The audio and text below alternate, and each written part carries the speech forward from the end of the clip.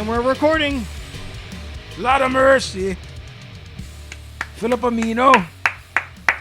What did Stallone say? Laura Mercy. Laura Mercy. Laura Mercy. I like Laura.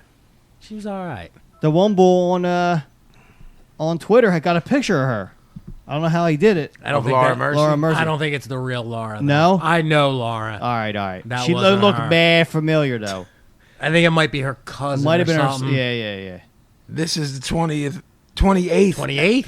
episode of the Broad Street Breakdown. My name is Vinnie Paz with my co-D, OG Gavin, Sicko, Pablo, the professor. Oi.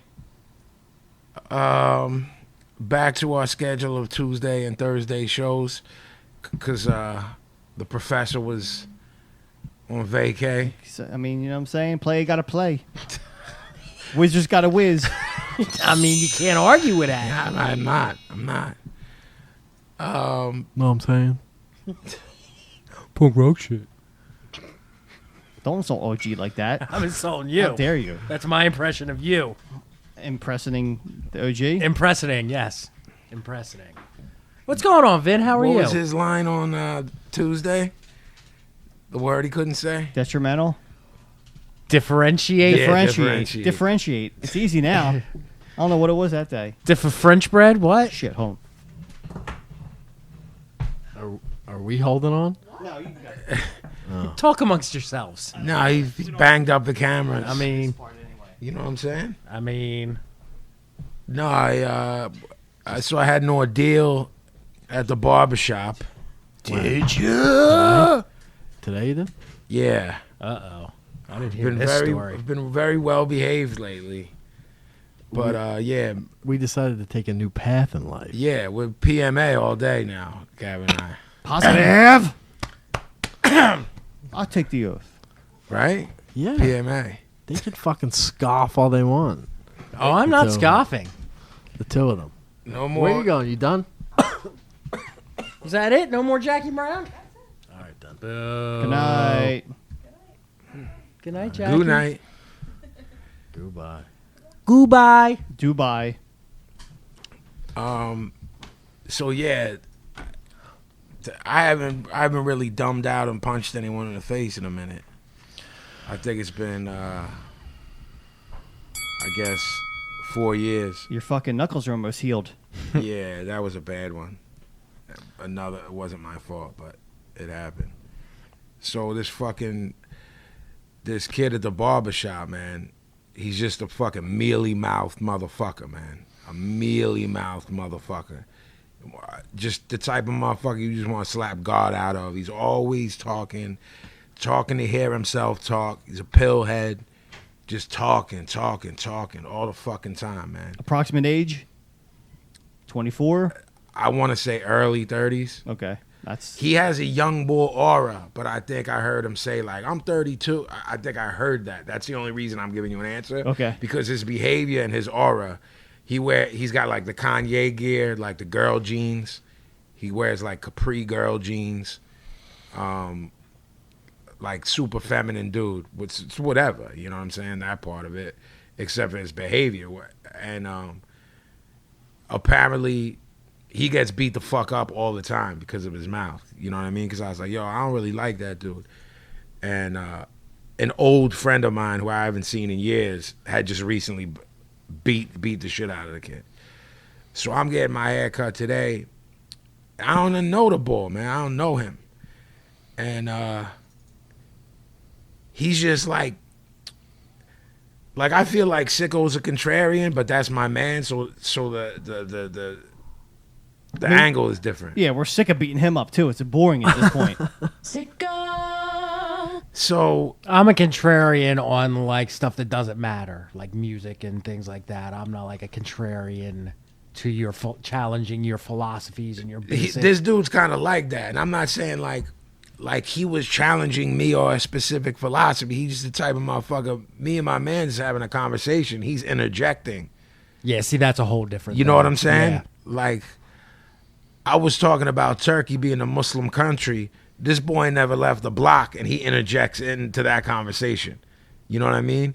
So Gavin and I have similar reactions when we're about to lose it. It's very easy to read on us. It's not complicated. And my barber basically knew I was going to stab him, shoot him, or beat the fuck out of him. You know, and I was so angry.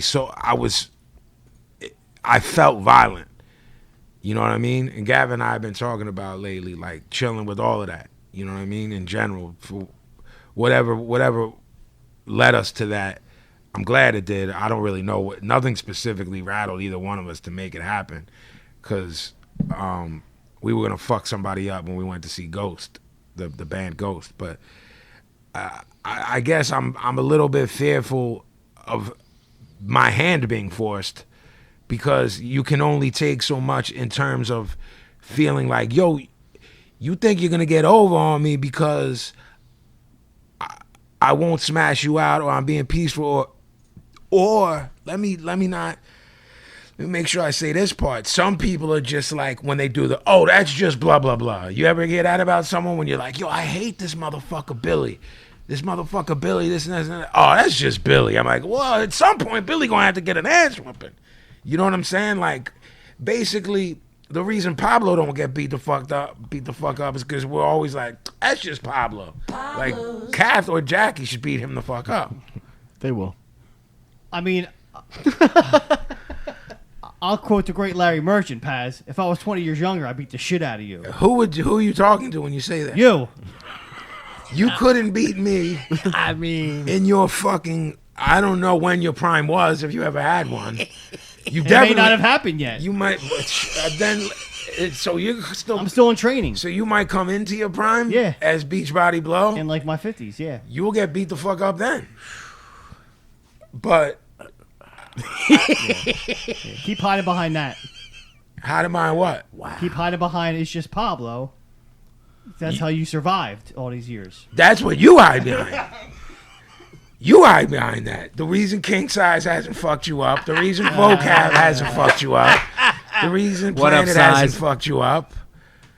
I could take both of them at the same time, vocab and side. I could talk them out of beating me up. They're so dumb. That I might agree with, that part. I don't think Vocab almost beat you up at Lox's house. Size almost beat you up every Friday for like 9 years.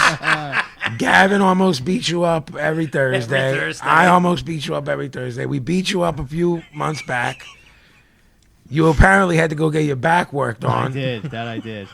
I did beat you up twice in one day 23 years ago. What, in the back of Bucky's station wagon? Yeah, and at that house we were hanging out at. Same day. Yeah. Oh, no. Did some girls have people over? I was supposed to roll, and I didn't or something. So I beat him up in a station wagon on the way to the house, and then at the house again. Yeah. So for whatever reason, you and I made a decision that we were going to curb that. I don't even know what we were talking about. Or why.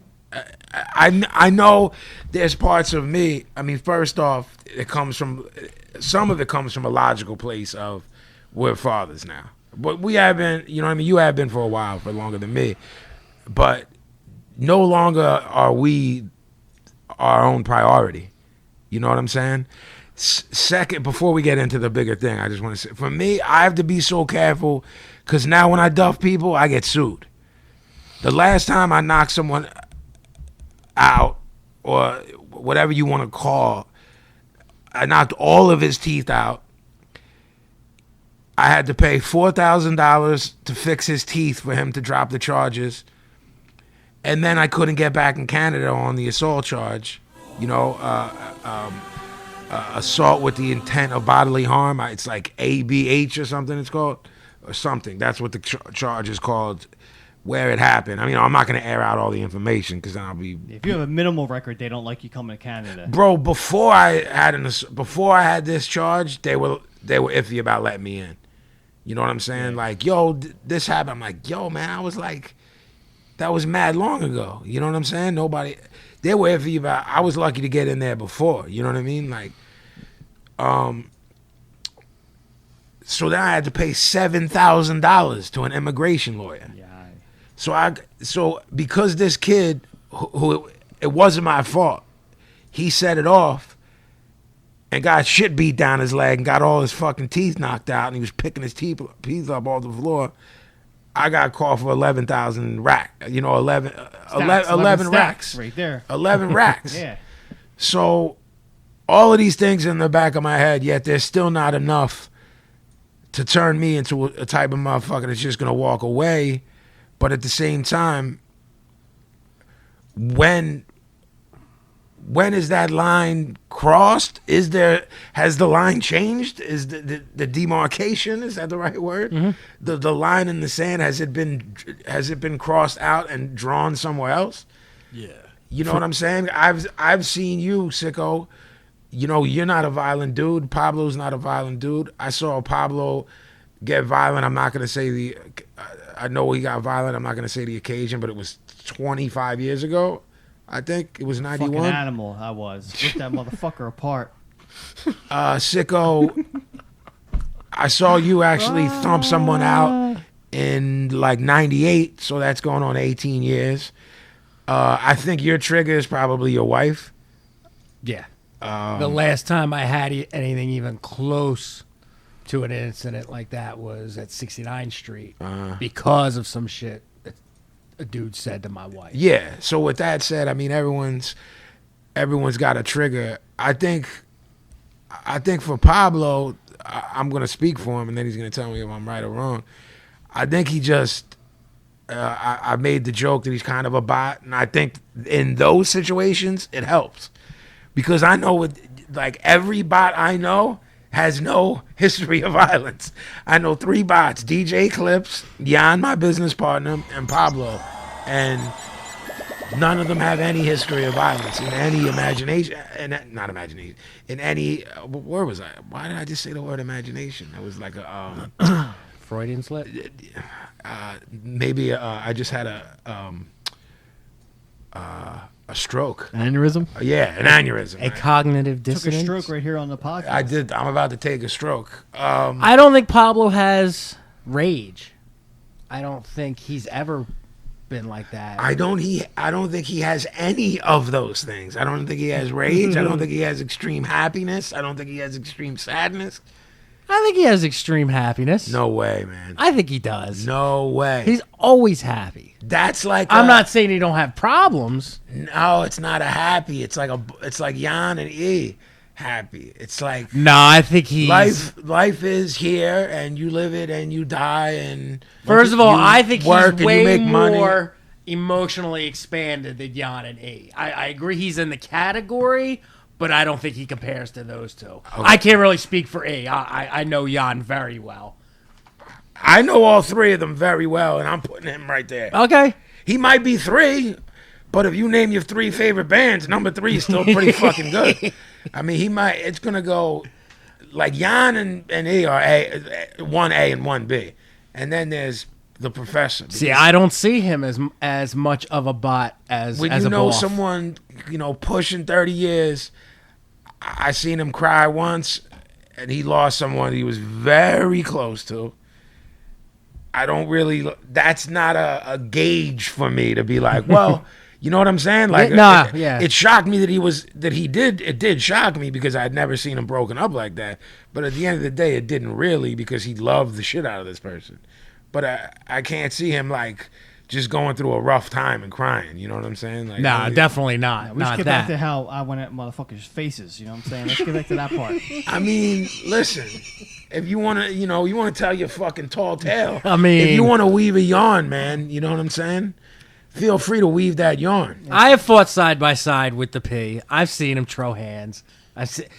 P used to do the hammerhead gimmick too, so I had weapons. yeah, he did his thing. I mean, I ain't mad about weapons.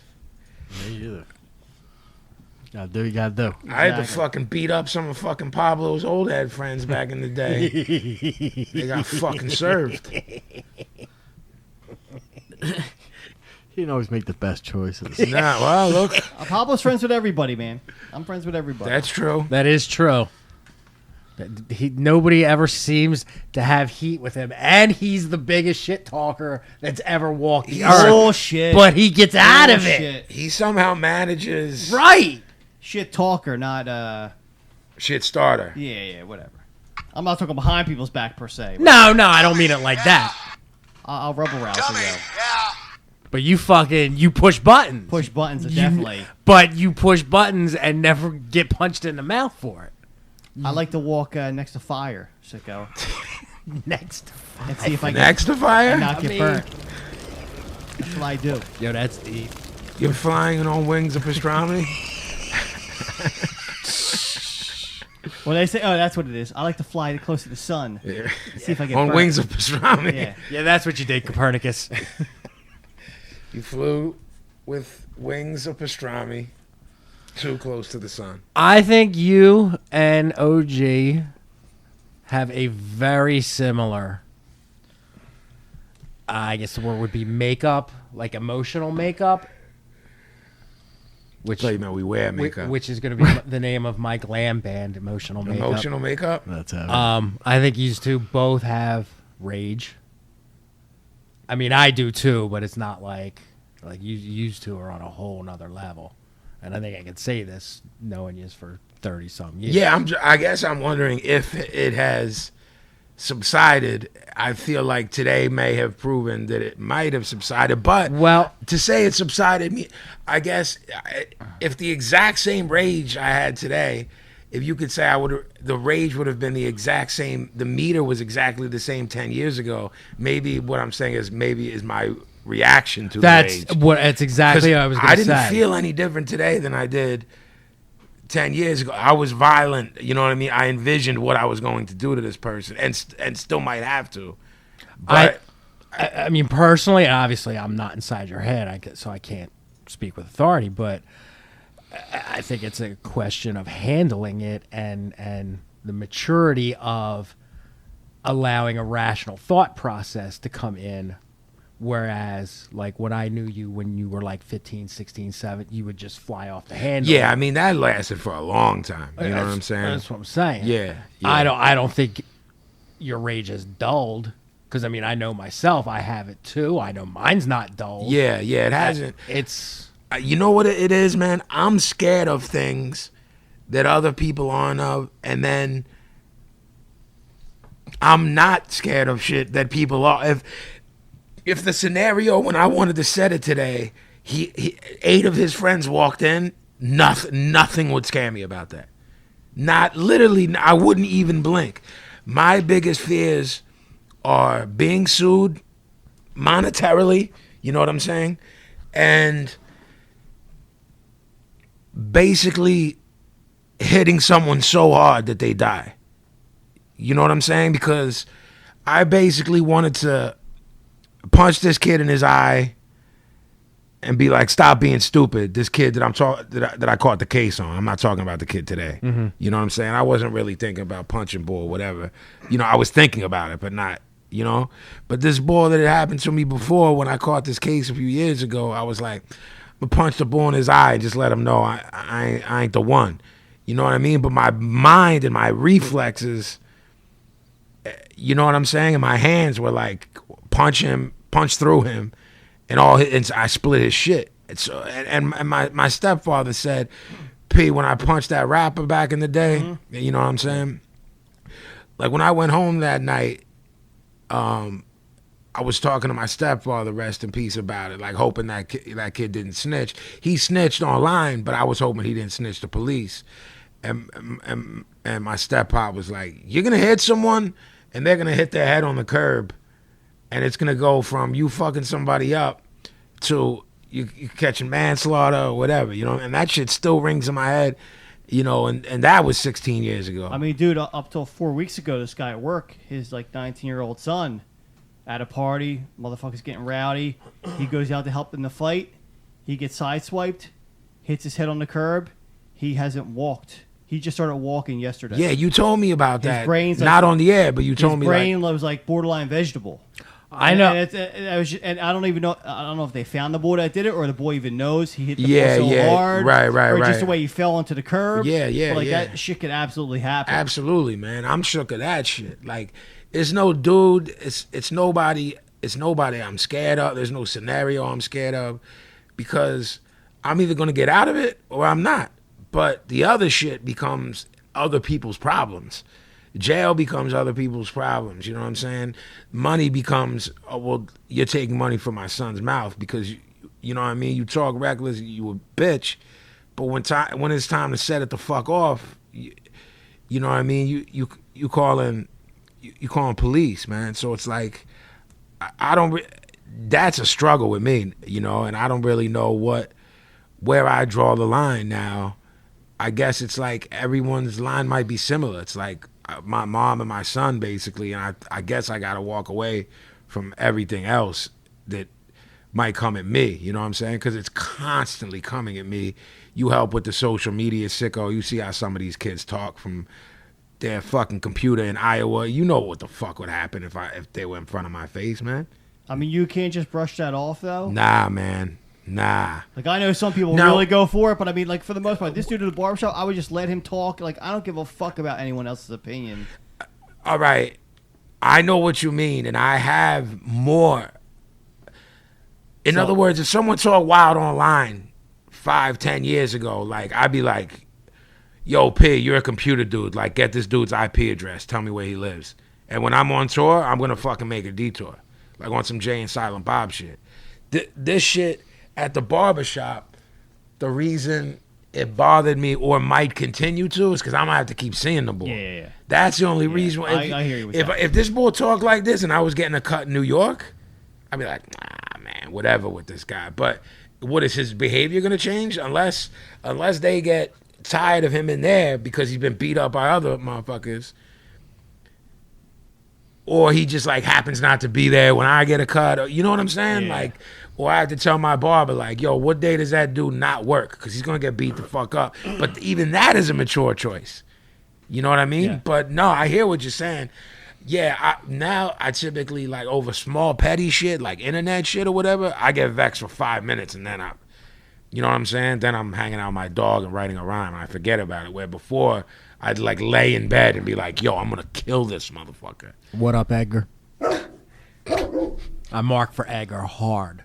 OG, Yo. you're staying silent. Yeah, I'm just listening. I want to hear OG's thoughts. I think at this point in my life, I don't like feeling like that anymore. I don't like that feeling that you got today. I hated it and I hit you up about it. Yeah. Like on some personal shit, not. I don't. There was a time in my life where something about that feeling I enjoyed. Yeah, man. I don't enjoy it anymore. Yeah. That was what changed for me more than anything. There were times where I looked for unfortunately I did too. things to get that feeling. You just said in a couple of sentences what I couldn't say in 23 minutes since we started the show. That's what it is. It's you go through this and then you get mad at yourself for allowing. Do you remember a couple months ago when we were at a spot and someone we were with had an issue? Yeah. Now that got handled. Had that been however many years ago, it would have been handled a lot differently. Yeah. I think there's a way to handle certain situations that may come up without resorting to what was once resorted to. But do you have?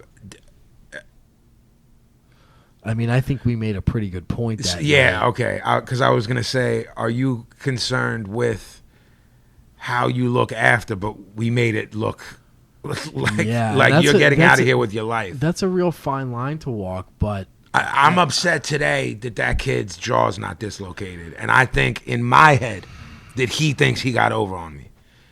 I don't think that at all. They were shook when they left, and they knew that they done fucked up. No, I'm talking about me today. Oh. No, the story Gavin's talking about? No, like petrified. No, that was handled. That was some goon shit. Yeah. We were like, you're going to live We're allowing or you you're going to die. Yeah, we're allowing The choice is yours right now.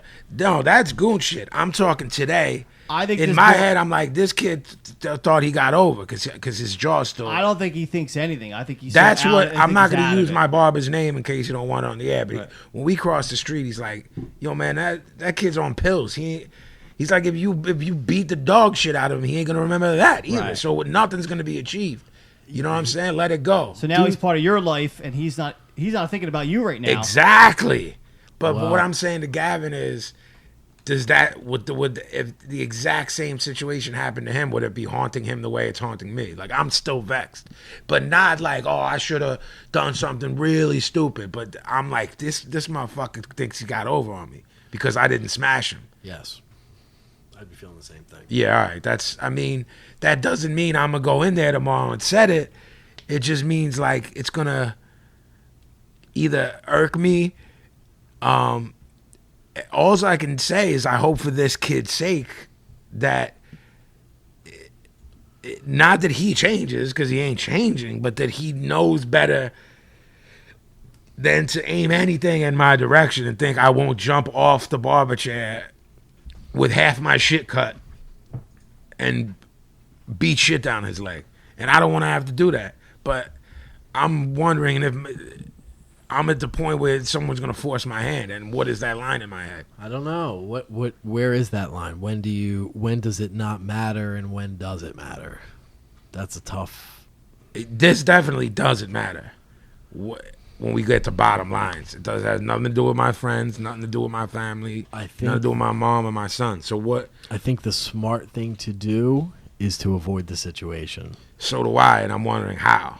You know what I'm saying? It's like, get at your boy and say, when's a good day to come up? Yeah, He ain't around because I ain't dealing with this dude and I ain't looking to fucking smash this dude either. Yeah. You have to separate. One of my biggest flaws is that I have, at times I have a problem with ego stuff. this is clearly my ego right here. All ego. This is no That's why I logic. recognize this guy's not a threat on any level. None. This guy is. He's not, the antithesis of a threat. right In so every sense. So any action you take from this point on is to benefit your ego only. Definitely. How do you start to separate that? Yeah. I I mean, mean, the only way to do it is to talk to somebody who gets it and have them check you Yeah. and say, yeah, don't. I mean, it's to me, whatever. not fucking him up today is a victory in my head. You know Agreed. what I'm saying? Like, Absolutely, 100%. You know, it's just, and the thing is, man, everyone has their buttons, and everyone's buttons are different. So this shit could have happened. Me and Pablo could have been getting cuts next to each other, walked out, I'm steaming, and he's asking me, what are you mad at? Not even, because they're not his buttons, you know what I'm saying? Whereas maybe somebody that asked too many questions about your job would make you hot for some reason. You know what I'm saying? If you said, like, what did he say to you? It was nothing. It was nothing that would make sense to anyone but me. It was tone. It was manner. Well, here's where it comes in that we're wired differently than some other people. I think Sicko's right. I think we're very similar in a lot of things like this. I think that big picture, Sicko and Pablo's approach is the proper approach. Definitely. They don't matter. Who gives a fuck? Whatever. And the things that would trigger them are legitimate things that would trigger anybody. You fuck with somebody I'm friends with, my family, whatever. Yeah. That's going to trigger anybody. Yeah. Sometimes me and you have a certain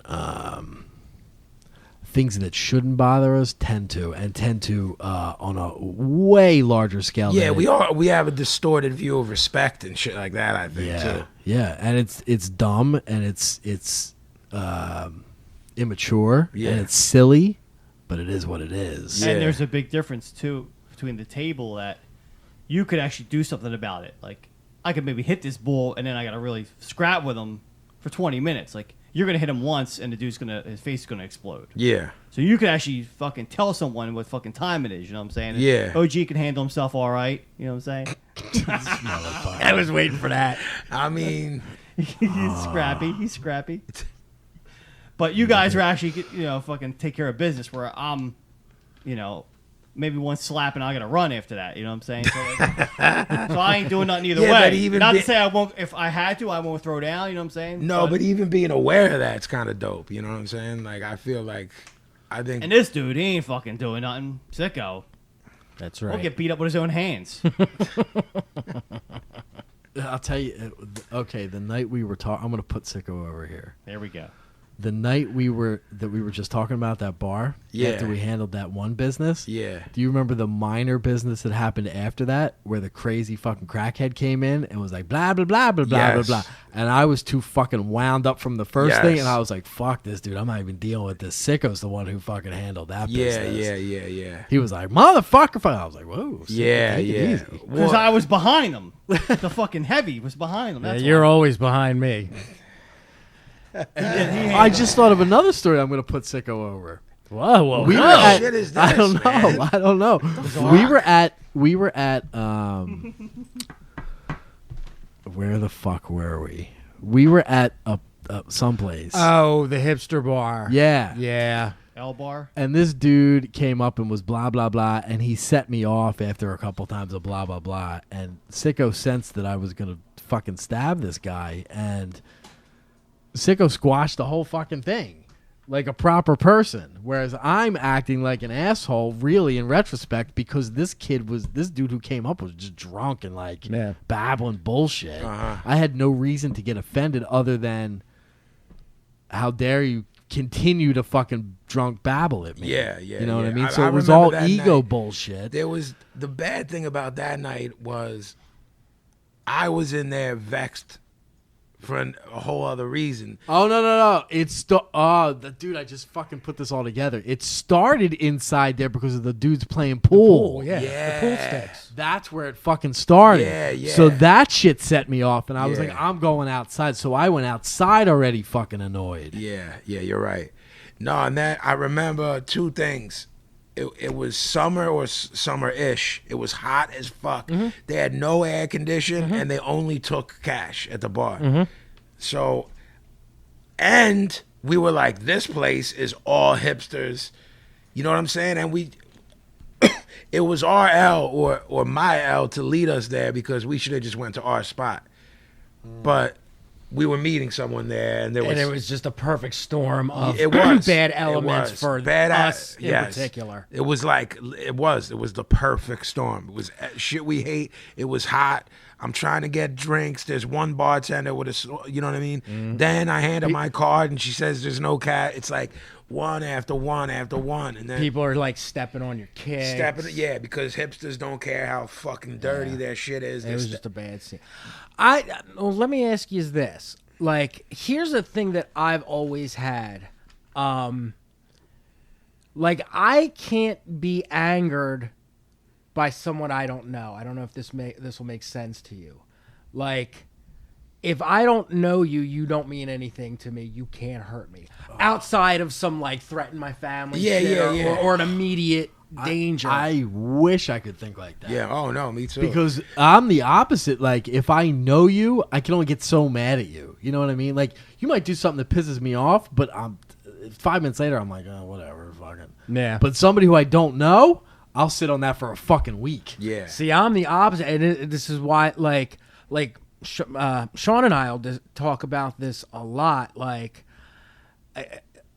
if you know me, if we know each other well, you have the power to like really hurt me. Yeah. I mean, that's a given. Yeah. If you're just some Joe Schmo on the street that like calls me disrespects but doesn't like bring any physical threat to me, I don't give a fuck. Like, I'm not no insult from a stranger. Well, I guess where I would say I would combat that is by saying the stranger that would say something to get me mad isn't hurting me. I just feel disrespected. Right. And if I feel disrespected, I want to hurt you. Right. See, that doesn't bother me. Yeah, I don't give a I mean, give a shit. I feel like that's very much how Jan is. Very much, you know what I'm saying? Very much. Like, what do you even? So do I. Like, what the fuck do you care about that guy? I'm like, what? I have a big thing with respect stuff. Because I feel like I give everybody respect until there's a reason not to. So if you're not giving me the proper respect back, I take huge offense to that. Yeah, I guess that's what it is. It's like, this motherfucker don't know me, but everyone in there but him does. So show me the amount of respect that I am by coming in here, frequenting your establishment, always being polite, don't bother anyone. You know what I'm saying? Yeah. That's minimally what you should give me.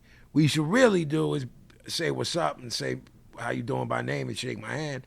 But maybe your mother ain't raised you that way. But I mean, my barbershop, they probably don't even know me like that. Like, you know P. Jiggy, right? When I walk in my barbershop, I say hi to my man. Yeah. And I sit and I'm quiet as shit. I'm in Yeah. a chair quiet as shit. Everyone Yeah. else, they talk all whatever. Like, you wouldn't even know me from nothing in there. Yeah, you know what I'm saying? yeah. I Because mean, it ain't my hood. I don't Yeah. know them like that. Yeah, you know what I'm yeah. saying? I'm starting to get to know them like that. But, you know, but there's always at the barbershop, there's always the motherfucker come in, talk about how whack the Eagles are. Yeah, like, I mean, just like to stir up trouble bull. yeah, I mean, but see, there's like other stir up trouble boys that are just hilarious though. It's like, Yeah, when you get to one boy and you know, like, oh, this boy knew this boy since grade school. Yeah. So this been going on forever. You know, they're boys. Like absolutely. To me, it's there's just different types of barber dudes. Like this dude, first off, he works there. It's not the shit talking. There's always every shop's got the shit talking dude. Like that stays there all the time. Either they hustle or for whatever reason they're always in the shop. But this motherfucker, like, yo, he's just a mealy mouth motherfucker, man. Like I want to inflict pain upon this motherfucker, but that's where it's like, where is it gonna end up for me? Who wins? How could I possibly come out on top of that situation? You know what I mean? Well, then you got to think about, like, so then 2 weeks from now when he's off pills, he's going to come in with a hammer, and then you got to deal with that. Like, yeah. You're always watching your back. Like, now you're just trying to get a fucking cut. You know what I'm saying? Yeah, I mean, of course. That's always, I mean, but that's not the way my mind works when I'm disrespected. You know what I'm saying? I'm not thinking of anything like that. It's I mean, like, you could just slap the bull once. You don't got to put your hand through his head. You know what I'm saying? yeah, I mean, sure. I don't think he operates like that. Yeah, I don't. I mean, I slapped this motherfucker around a couple times, put him right in line. There we go. Who? Is he talking OG. about me? Of course. Yeah. Yeah.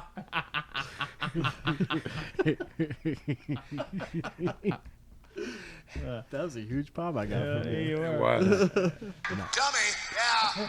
Yeah. Dummy, yeah. I think in a way it goes back to that shit we said a bunch of episodes ago. I don't want to be miserable anymore. And that's part of, it falls under the umbrella of misery. Yeah, of course. You know, it's all. It's torture. Yeah. Oh, man. Like, I just want to be fucking left alone. Yeah, at this point, you of know? course. But that's what kind of gets back to, that's what I'm doing in there. I know. wanna It's like be- this weird fucking thing. The captain just fell. Yeah. I want to be left alone, and motherfuckers ain't letting me live. Well, plus, for you especially, because of who you are and what you do, you probably face a lot more instances of people wanting to test you. Yeah, I mean, that part just has to be accepted, though, if I'm going to do what I'm going to do. Sure. So But that doesn't lessen the amount that it happens No, to it you, doesn't. or- What I'm saying is that conversation could be another whole episode. Just problematic shit through being a rapper and people going, oh, you think you're tough? Why is this never manifested itself in person if all of these people are... Now, you know what I'm saying? Well, we know why. It's like you're talking about a national, international act that's been touring for how long? How long this is the 20th anniversary of my group. Why is it? Where are all these people that are always reckless? You're pretty easy to be found. I tell them that, too. You ain't hiding nowhere. I tell them that too. I don't have bodyguards. I'm easy. Yeah. I sign shit for kids. I'm around. You know what I mean? It ain't hard. You know what I mean? If you want to get the dog shit beat out of you, I'll do it. But the problem is, like, these people are setting traps in boxing. They call it, you're setting traps when you're luring someone in. That's what they're trying to get to happen. They're trying to lure me in so I can catch a case and they can sue me. You know what I mean? So it's like, Yeah, that adds a whole other dimension to your thing, because you put that on top of your person. Like, not for nothing, but you probably could not have picked a worse career choice. I agree. For your personality. I agree. It just so happens to be the one thing that you're most talented I at. agree. It's And, an unfortunate well, mix. It's career choice in this era. You know what I'm saying with the interwebs and shit. It's not. Yeah. It's and the touring a lot. It's this era and the fact that there's lots of money to be made on the road and less money to be made in records. If I didn't have to leave, and I could just sort of live in this insulated world, you know what I mean? And it's like if people are like, well, just don't look at that shit. I'm like, yo, man, I like talking to kids that are fans. I like to, you know what I mean? Because I wanted people to do that when I was a kid. And that in this day and age, it doesn't work. This is how the world is now. Yes. It'd be like saying in 1920, oh, the telephone annoys you, then don't use it. Right. Like that's not part of the equation. No, it's a very good point. This is part of your life now. You're very right. You have to learn to deal with it. You're and very accept right. it. You're So- very right. I wish I had. Yes, I just watched Gavin fuck up. He was meticulously trying to pit this. This is a perfect example of the sickness that the two of us have. Something like that. Well, will explain make me- what happened. I'm trying to put this fucking Band-Aid on my thumb because I sliced my thumb open yesterday, and it folded in on itself. and the sticky got on the other sticky. Right. I will fucking Smash- you wanna launch smash this something. fucking table Yes. out the window for something dumb like that. But like half the block's on fire. I'm like, nah, it'll be all right. They'll put it Bro, out. I've been like mid-text to you and the phone will jam. I'm like, I'm driving to the ocean and this is getting thrown into it. In a rage. I was in when I texted you, bro, and said I'm trying to find parking. Yeah. Bro, do you want me to get in the car with you post? I just would have had you as hot as me. Because so the thanks but no thanks was to save you from both of our sickness. It's like, yo, if I get the flu, I don't want you to have the flu, bro. right. Some people want. Yeah. Some people say, I'm a miserable prick. I want you to be a Misery loves company. I don't operate like that. I'm the type, I think I've worded this to you before about it. I may have said it on the air to you guys. I haven't watched it in a million years, but I remember this scene. Remember when Forrest Gump finds out he has a kid, and the kid's sitting there, and he kind of asks Jenny if the kid's retarded? I feel like I have to make sure my son isn't picking up these things that are, I don't know if it's genetic. You know what I'm saying? Like, yo, I don't want to have to hear that even as a little kid that like he's throwing tantrums. Thank God he's like the sweetest. You know what I mean? Yeah. Like most. I was actually going to ask, well, you, but mostly to Gavin, because I just had this conversation not too long ago with my wife. If you do the same as me. My wife pointed out to me, and she has several times over the years, we're not the kind of couple that fights. You all know my wife. She's not a loud person. No, not at all. The opposite of loud. And if she gets really, really pissed, she gets even lower. Yeah. She's one of those, I'll cut you. But we've never been, number one, we've never, ever fought in public in front of other people. We don't do that. Word. Even like our worst fights aren't like what you see on Cops or anything like that. The one thing that does happen with us Again. yes, I'm getting mad watching this. Just Out of the Yes. unfold it and just fucking put it, It on. doesn't fucking unfold. It's super. have him do it for you. It's a two-man Let me- operation. It is a let me two-man apply deal. it. Put some iodine on it first, though. So the thing she pointed out was with me, I will fly into a rage over the dumbest shit. Things like him Yes. going through the Band-Aid. My big one is when I can't find the fucking remote. Oh. And I scream at her, like, Yeah. what the why do you move I'll the kill the fuck? whole house on the remote. All right, Right. but let's before. Go. But in our worst arguments, whether it's like the most fucked up thing she's ever done or I've ever done, Yeah. I've never felt anger over it. It's Yeah, like, I understand. this is huge. We'll deal with it. Like, you did this to me. Okay, I understand. And I'm very rational about it. I don't get mad about Bro, it. I'm more mad at this unknown barber, and when I was driving around and couldn't find a parking spot than I've ever been with my son. Right. So I don't have. That's very simple. I don't think that's normal though, right? I wouldn't think so. I mean, I don't know. I don't have nothing to gauge. I don't have a point of reference. Right, I have nothing to gauge. Two-man with. gimmick. That was Serenity cute. now. Yeah, You're the king of Serenity Just now. apply the. But you see what happens with Serenity now. It doesn't work. In the end, you Lloyd Braun out and Absolutely. you explode. Absolutely. It's a TV show. It doesn't work like that. Oh, you're gonna fucking go on a killing spree, Blow. Pretty much, yeah. You're the second Lloyd Braun. You're not the first Lloyd Braun. You're like the I have second it all one. under control. Fuck, man. You'd like to think so, wouldn't you? I mean, how much of it do you think has to do with age? Like maybe your As far as changing yourself, the a way. lot. I mean, lot. Yeah. is that the main thing? First of all, I don't have the energy anymore to be worked up all the time. A. B. I have an example to set to my kids. C. I saw how a lot of that bullshit was affecting people that I care about, and it's not okay. And I had a realization at some point, like Vinny said earlier, that nothing major happened that triggered it, but I definitely had a realization that it's not the proper way to live or be.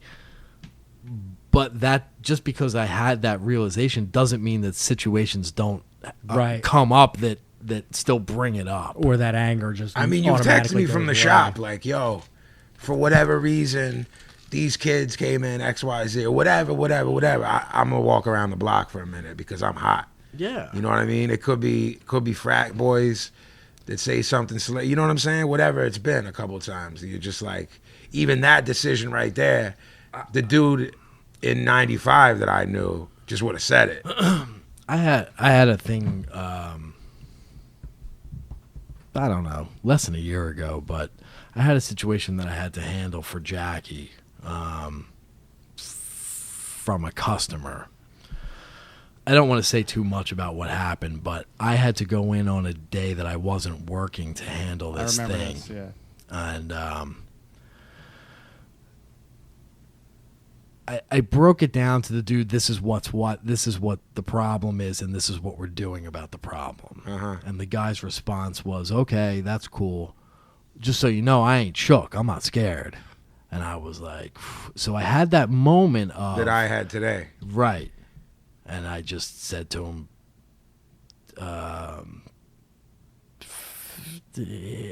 fairly loud, I said, motherfucker, I ain't trying to scare you. If I was trying to scare you, you'd be fucking shook.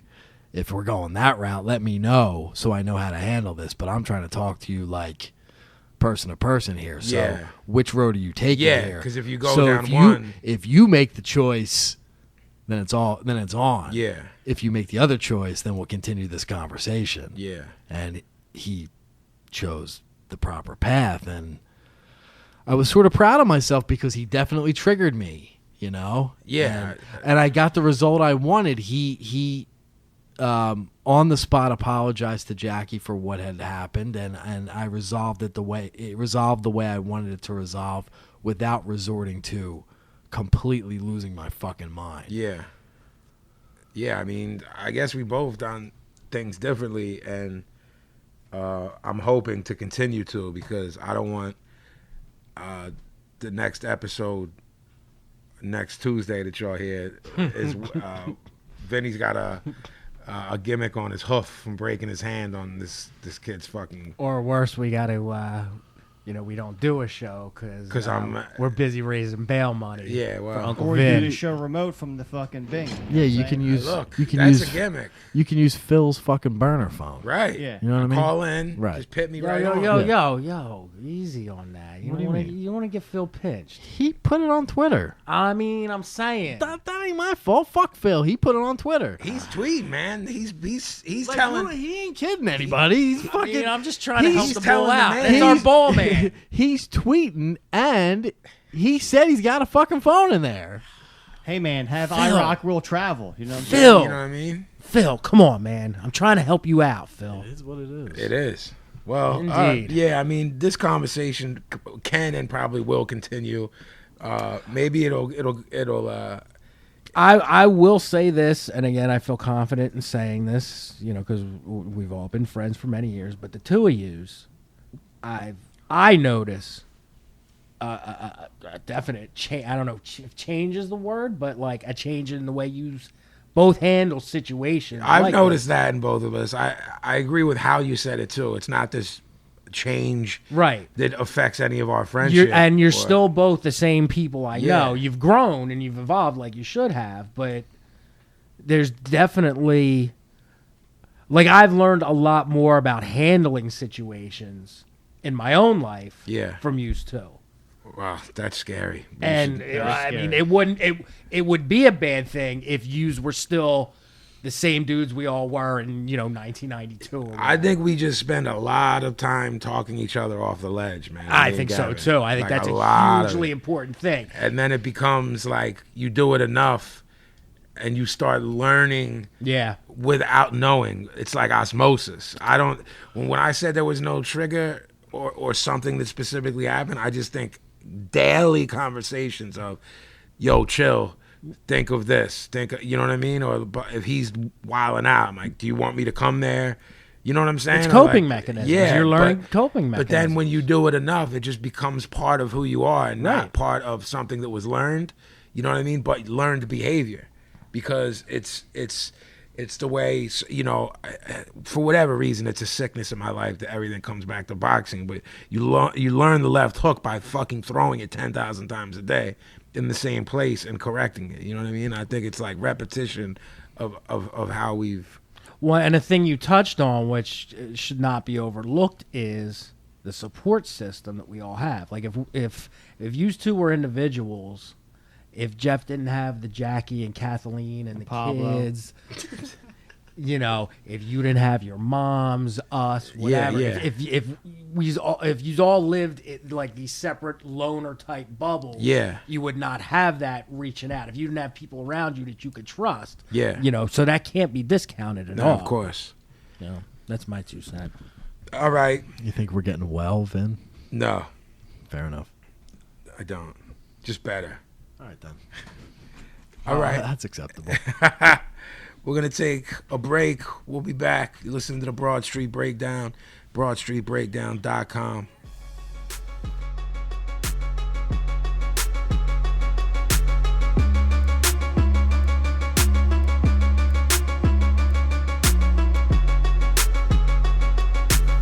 Yo, podcast fans, this is Howie Abrams from Merciless, formerly In Effect Records, Roadrunner Records, all that shit you bought. You're listening to the Broad Street Breakdown with Vinnie Paz and his merry men. Listen up!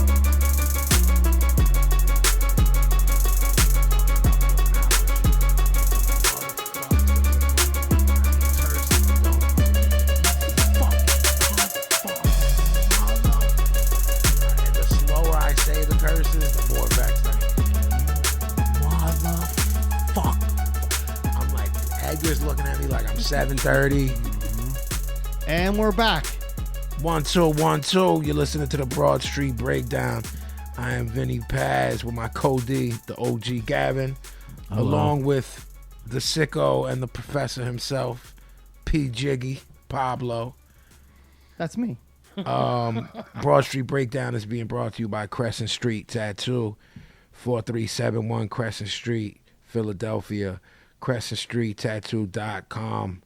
On Instagram, Crescent Street Tattoo. Same with Facebook. Also being brought to you by No Slam Dancing, No Stage Diving, No Spikes, and Oral History of the Legendary City Gardens. Written by Miss Amy Yates Wolfing and Stevie Puerto Rico. Oh. Go to DWolf, DIWULF.com. I like that. So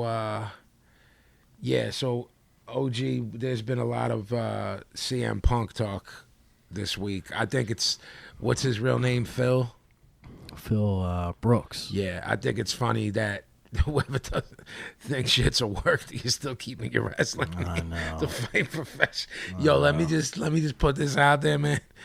Nobody's boxing under the name CM Punk, man. I'll just put that out there. They should be. I know you like more work, not less. Yeah.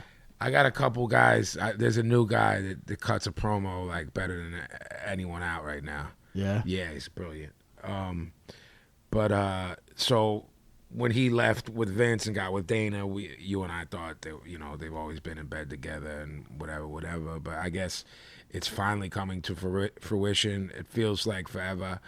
I don't know anything about that sport. I don't know why it took him this long. Was he hurt or was he just like training? They said that he got hurt during training, so it got pushed back to now, I guess. Apparently there's been like, from what I understand, someone asked me if I watched it, like almost a documentary about him. Like, are you hip to that? Have you seen it? I saw the first part. And? Boring. I didn't seek out the rest of it. Did it? I mean, I think Powers sent it to me. Twitter Powers. Is he? Who is the dude he's fighting? Do you know? I mean, is anyone saying anything? He's not a schlub. He's not. No. Okay. That's what I heard. Right. So but that's all we know. I could be wrong. I don't know enough about it. I'm interested. I'll watch some bootleg thing of it on Saturday if I can get a link. Right. But yeah, I'm sure you'll be able to. Other than that, I don't care. I get. This is naive. Just complete naivete. He's not headlining, right? Or I is think he? He's the the co-main event or something. Yeah, maybe the third to last match. Okay. And those fuckers, I think they start at like 5 p.m. Bro, they're like there's like a million fights. It's like the WrestleMania schedule, bro. Right, because right. I remember asking you when Brock had the fight because we were concerned with the outcome because of wrestling now. Right. And I had texted you like 12:30, yo, what happened? And you're like, it didn't start yet or something like that. And that shit'll come on at 7. Yeah. So it's like 6 hours later and we still didn't know the so I mean, I was a fan of him when he was with Vince, but I'm not a fan of him as a human being. I think you are. I just think he's a dickhead. I think he's a tough guy. I want to be tough guy. I like to think that he is one of the last real workers, and I think that he got that reputation for being a dickhead, and he works it. Like, okay, this is what you think of me, then I'm going to work all the time. If he's working me, I'm content with that. Yeah. You know what I'm saying? I'm good with it, and then I'm not mad. But if I think of what I think of him is correct, then I don't like him. If what I think of him is wrong and he's working me, then I'm a mark, and that's cool. Yeah. I marked for him, and he got me. Yeah. You know what I mean? Yeah. But he's super pompous with the atheist shit, like super over pompous.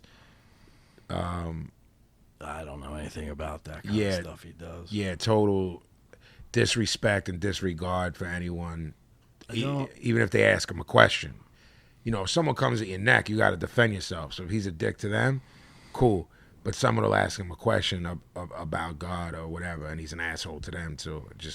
He definitely thinks he has it all figured out, and he doesn't.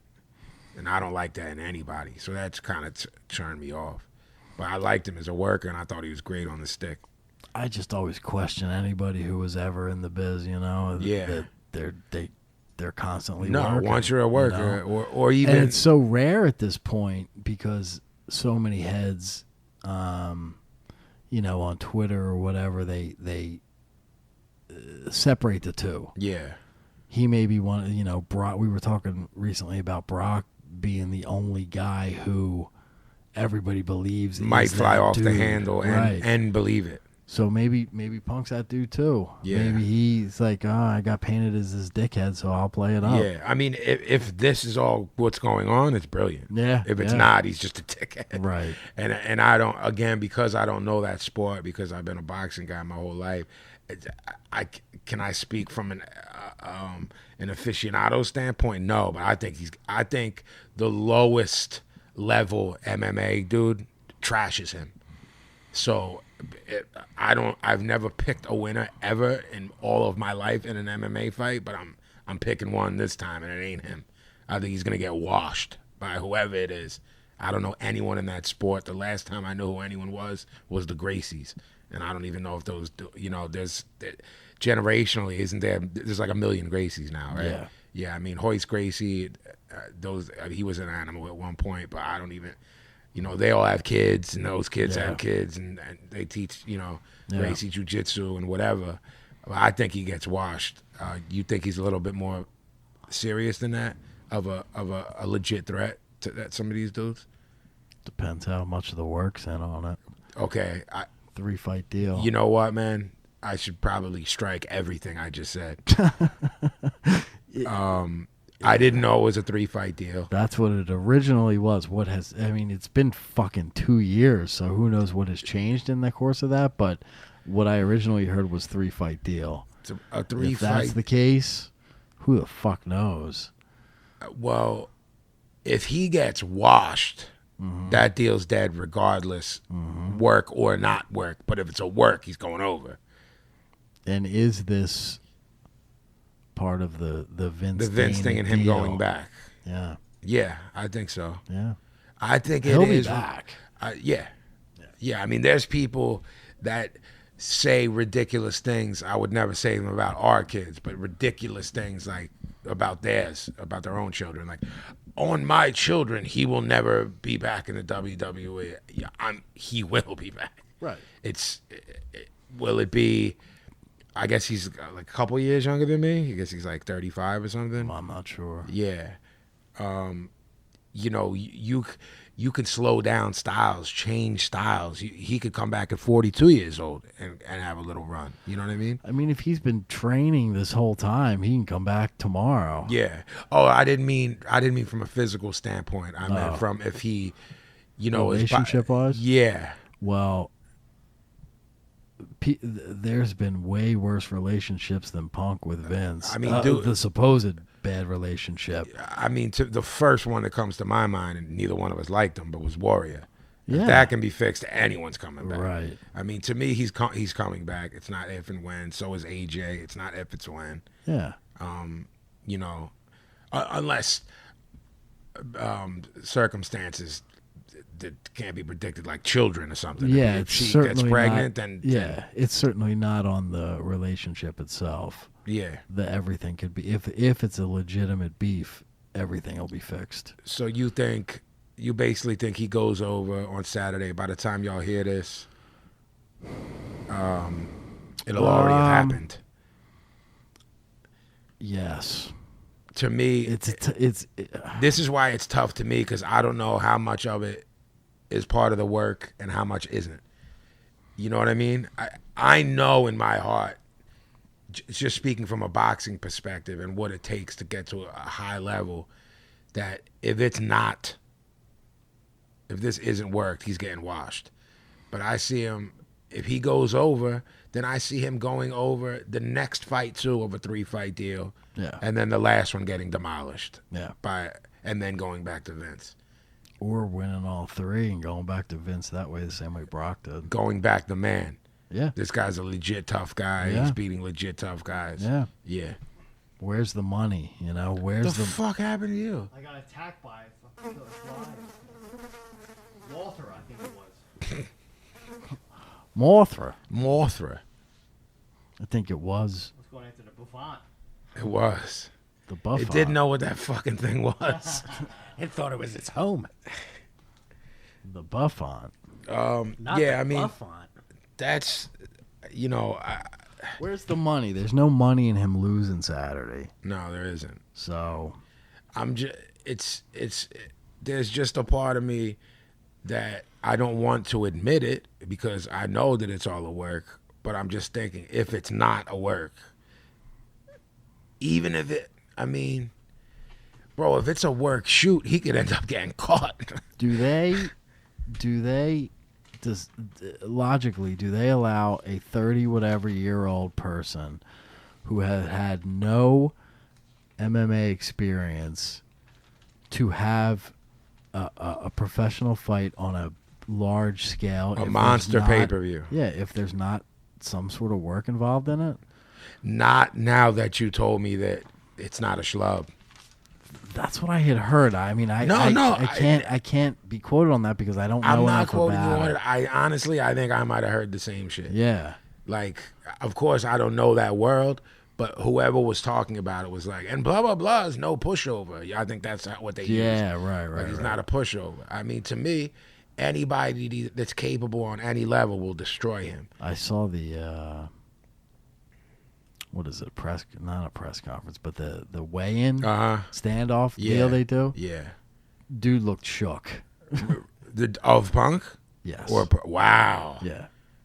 Wow. And Punk was now that's where he shines because he knows how to do the right deal. He's working. And he was fucking hard with this dude. Right. And then they turned around to do the pose thing and he just kind of smirked, whatever. And, you know, there's money there. Yeah, oh yeah, absolutely. There's absolutely money in him there. You Dude looked shook. Wow. But who the fuck knows what's real and what's not? Yeah, but I mean, he's probably too much of a bozo to be in on the work. Now, if this dude, right, and if this dude, even if this dude is legit on some level, he's certainly not of the level he's going to be at this fight. He's never had a main watched. Yeah, I mean, this deal, is regardless of where it is on the card, this is the shit the casual people are talking about. Right. Because I know nothing about the sport and I don't know who's headlining it. Right. I just know that Punk's fighting. You know what I mean? Mm-hmm. And I said from when he left Vince, if he fights anybody real, he'll get washed. And then that was irresponsible of me to say because I wasn't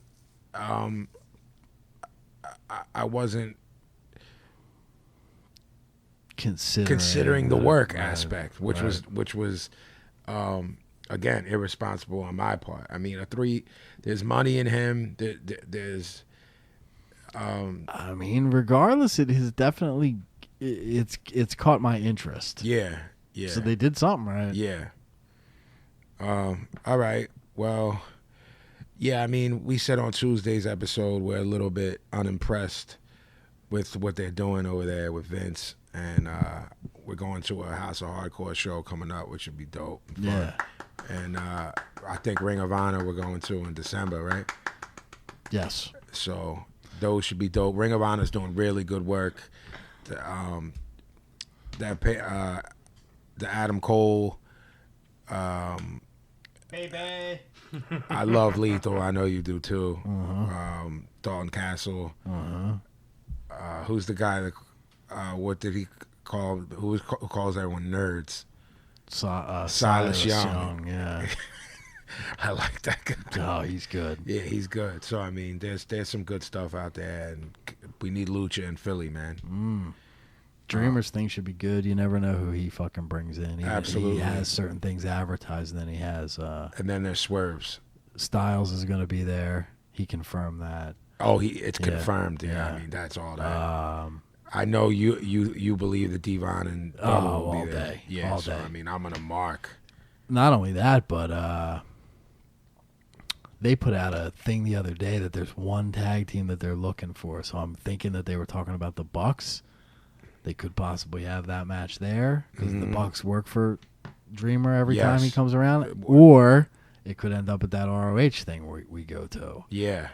So watching the Dudleys and the Young Bucks, I'm in. Yeah, absolutely. And then I mean Ricochet, who we've watched in Japan and works in Lucha as Prince Puma, was fucking unbelievable. That kid. I mean, him again, and Chris Hero. I know we say this about a lot of people, but he is not arguably. He's in the top 10 of current guys. Definitely. Sure. I know people that argue top 5, but he's definitely. If he's not in your top 10, you don't know the biz. Right. You know what I mean? If you argue top 5, it can move some people around maybe. Yeah. You know what I mean? This guy move here, this guy move here. I mean, but all right, well, Sicko, we're sending it over to you because you guys go to sleep when we talk biz. I don't go to sleep. I'm just listening. I'll defer to the experts. We're trying to hip chumps, man. I know. I don't want to impede the hipping. Sicko! So as we're vamping for time here, as smiling. Professor Pablo goes into wardrobe for his weekly hat gimmick. Back to the Davy Cricket. Davy Crockett. King of the Wild, Wild Frontier. Frontier. Amongst other things. All right. You all know the rules for word association. As always, a who's worse is in play. If you ever want to throw it out, it's Who's none worse of is them. in play for the whole episode. Well, I'm just reminding you. This is where I really like what Pablo did a couple episodes back. Where he took it, where he's like, "Look, this isn't going to be the winner, Sidecar. right. but it was a side who's Right. worse." I rather enjoyed that. The reason why I do the reminder before word is because this is the one aspect of the show where it's just bang, bang, bang people's names. So something might come up. I'll bang your name. I was waiting for it. You're so fucking predictable. Vinny, I'm going to start with you. Please do. Jew. I'm going to start off by saying 54-46. No? Nope. Jeffrey? Was my number. Thank you. What fucking book's that from, sicko? Trying to make me look stupid. It's something you mentioned earlier, actually. It's Toots in the Maytals. 54-46. I don't even fucking was know. my You're so number. tone deaf. I can't understand what fucking song he's singing. Get off me. Is that an asshole. impression of me or? It's me insulting him as you. All right. And there you have it. Moving right along. Vinny, hum. I just got a text from my man Sleazy. They played New York tonight. Oh, yeah? Yeah, they played Terminal 5, and he said it's the best show he's ever seen. And Sleazy's it goes to a lot of shows. He invited me, and I couldn't go. I didn't even know they still played. They play like once or twice a year, weird places or weird shows. So obviously they did New York. They'll do a festival here and there. That's about it. Jeffrey? I remember the album cover. I don't think I ever heard a note by them. Pablo. Saw them play at Rex's in Westchester. The other band got lost, so they played 3 sets of every single song they've ever written. It was fucking awesome. I saw them upstairs at Nick's, and I could have sworn it was with you. I was there, yeah. Was it with you? Yeah. One of the loudest shows I ever saw. Wow. Like They were fucking awesome, man. I was amazed at how badly my ears rang and hurt after that show. So there you go. Vinny, East Bay Ray. I never knew any, because of the interwebs, lack thereof, I never knew what people were like. And I recently watched this documentary, and I was shocked by I was kind of shocked by everything about him. He just seemed like someone's dad. Yeah. like someone's nice dad. But I mean, one of my favorite bands. Jeffrey?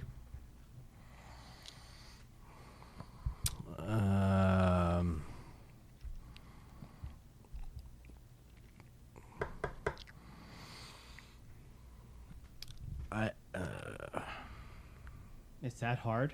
Hey, yo.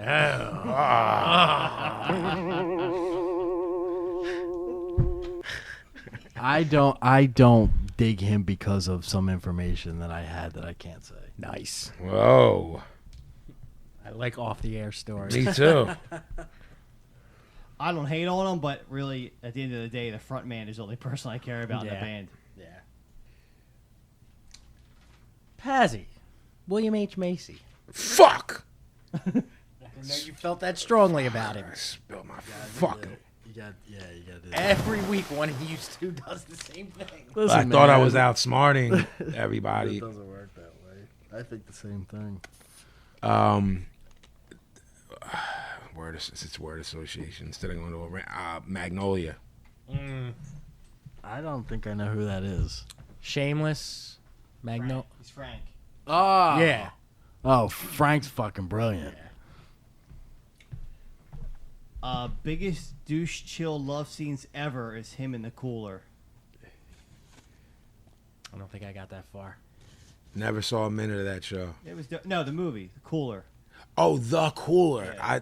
I never saw that. Yeah, that movie's great. Awesome movie, but he has like one or two love scenes with Maria Bello. And I love She's so like hot, her. and it's just so awkward. She's from Philly. Yeah. It's so awkward. Wow.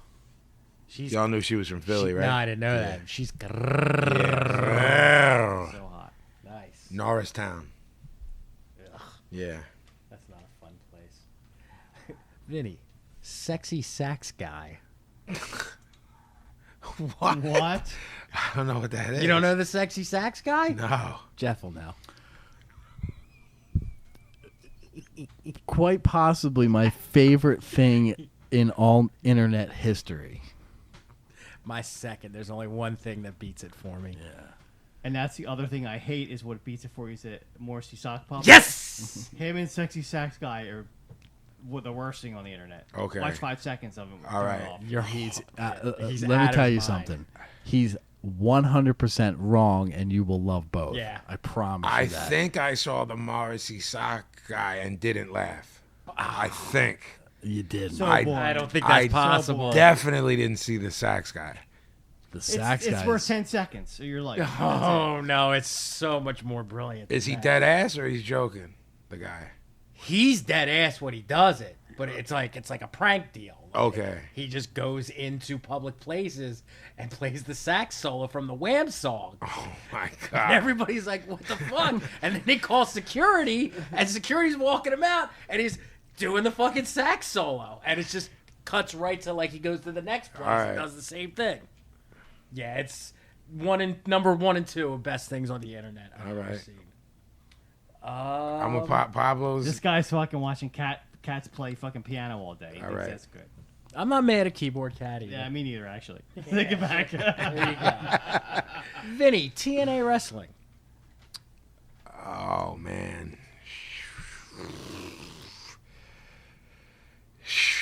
Should be Vince's competition.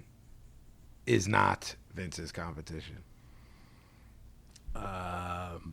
For a period of time, it was the worst possible thing you could watch, not only wrestling wise, but TV wise. But they have been doing a couple things that are catching my eye lately. So I guess it's not the worst thing anymore.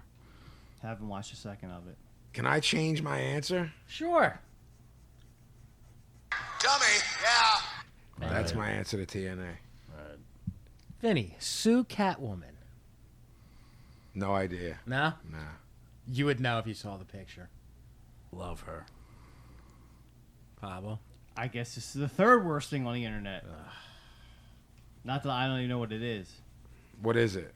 She's one of the original London punks. Oh, okay. And her face is just world famous. You always see her picture Oh, okay. associated with Sex Pistols and I'm a Mark all day. Vinny, Amy Schumer. The only person on earth I hate more is Lena Dunham. So I hate nobody on earth worse. Only one person more than that pig. Jeffrey. I mean, I'm aware she's alive. I have no opinion either way. I told you that I don't like fucking comedians. That's right. You're not a comedy I guy. don't do stand up. This shit's stupid. Nothing's funny. Fuck both of you. It's going to be real funny when I fucking start shooting on the two of you. Okay, That's okay. going to be fucking Oh, funny. you're awake now. Finally. Shut up, asshole. He got hit and told him to shut up. His fucking mustache hypnotized me. fucking- That's why. Pablo got hit, and instead of being like, stop punching me, he said, shut up, asshole. Back to the game. She doesn't offend me, but she's almost funny. I can't. She gets stand her. she's overrated. And Definitely overrated Nothing funny about her to me. to me. Vinny, Nick Cave.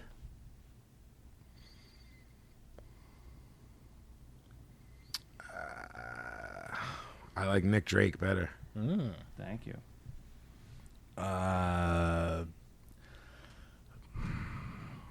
I'm a big fan of a lot of his stuff, and a lot of his, but a good portion of his stuff doesn't hit with me. Mm-hmm.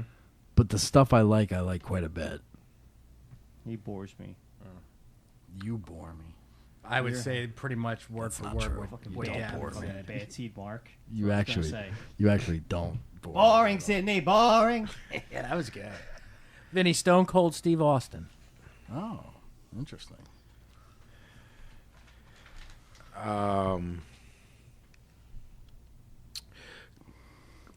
It's funny that he could work and got over by not working.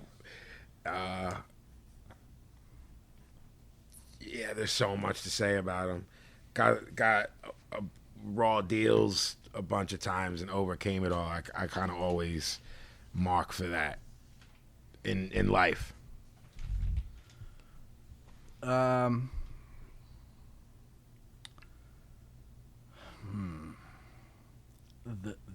The Hollywood Blondes. oof.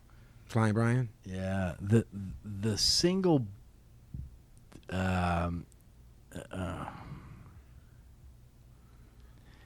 he is definitely the single biggest attraction in the business. He eclipsed Hogan by far. Yeah? Yeah, for sure. I didn't 100%. think I didn't think anybody ever got bigger than Hogan. 100%. He made more money for the company. Wow. All right. Pablo? Had heat with Nessie. Nice. He did. Nice. Stone Cold had he with Loch Ness. Nice. Well done. Very well done. Vinny. Gus Von Sant. Fucking, I can't hear his name and I fucking lose my mind. Brilliant. Drugstore Cowboy. Good Will Hunting was brilliant. That was him? Yeah. Oh, I had no idea. I never Yeah. knew that. Yeah. Smart guy. I like a movie called Elephant he did. Oh, I thought it sucked. Yeah. Look at your jerk off. It's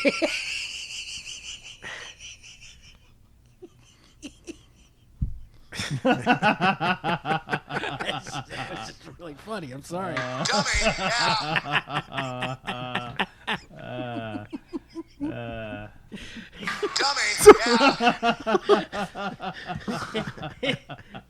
It's getting late. It is. Jeffrey. I'm going to steal Pablo's and say, don't put hats on beds. Yeah. Nice. Yeah, Goodwill Hunting top 5, Elephant bottom 5. Do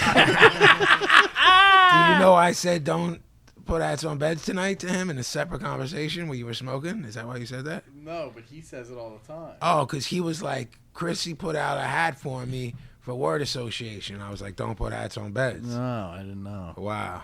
But this fucking dildo says it all the time. Dildo. Who even uses that word anymore? That's such a 6th grade word. When it fits, it fits. Hey, yo. Ah. When the dildo fits. With a little KY, it'll all fit. And speaking of which, let's end it up on a nice, positive, upbeat note. Vinny, Uncle Eddie Savitz. Poop. Jeffrey? I mean, Another complex one for the OG. dude, I mean, he wasn't hurting nobody. That's what he was about to say, I think. yeah, I mean, do your thing, man. Whatever. I mean, underpants are underpants. I knew a doo-doo shit for him. That's right. All right, and there you have another spectacular round of the word Awesome. association Yes. game. Here's some fucking thoughts from some maniac. Oh, no. That should be the intro. That defeated. Oh, Well, it's just a fucking horror scene, man. it's a drag, man.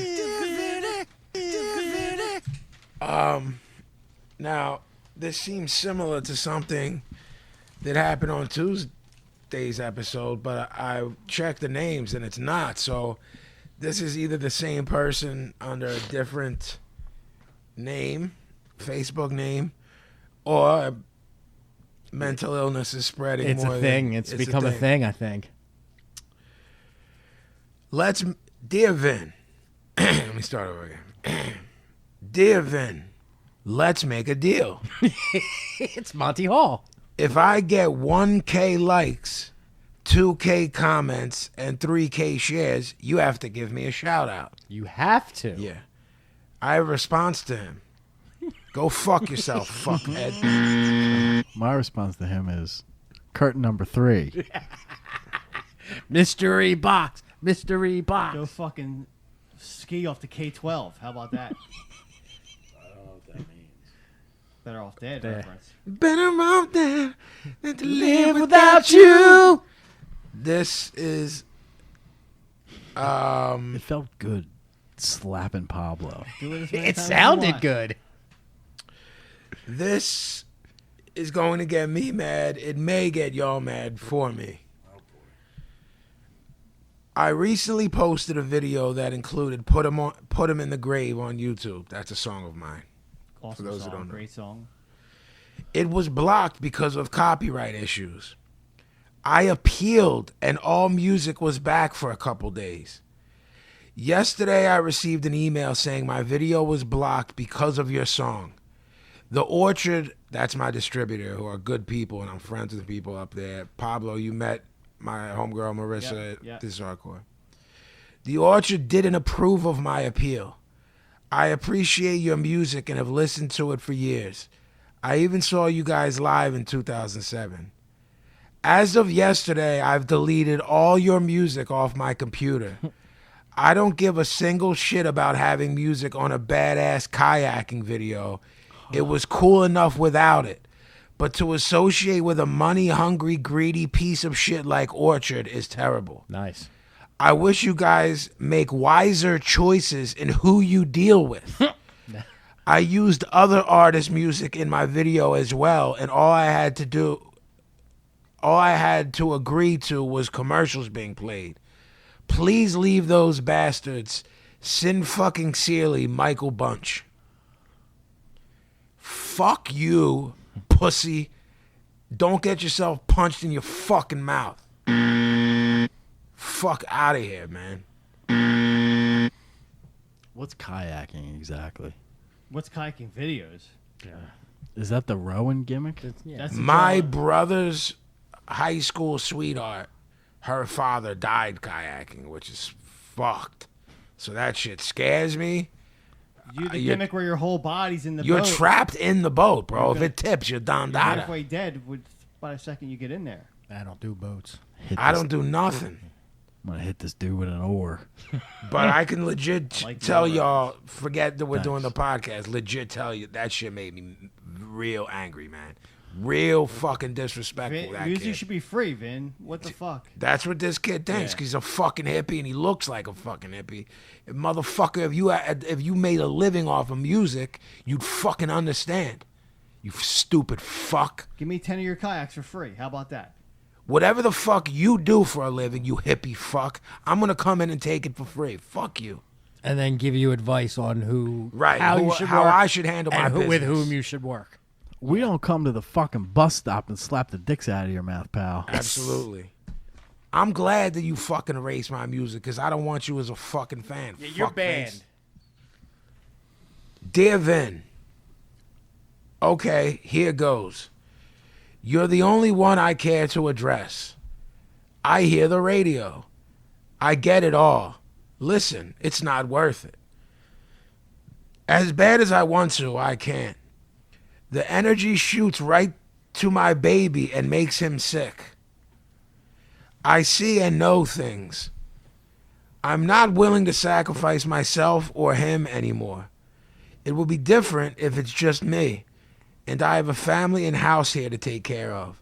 I was a zombie on my phone. As much as I want to be, I'm not a fighter. I am, but not in that sense. I'd really like to meet you in person if you would meet me. If not, that's okay. But one day it would be nice to explain the real puzzle to you, only you. I hope you have a nice weekend and tour. I'd meet you halfway someday if you're down. I'm not going to give the person's name, but it was a girl. So I didn't know that until the end. Right. Sounds like a lopper. Never call me. Strange eyes, all I can say.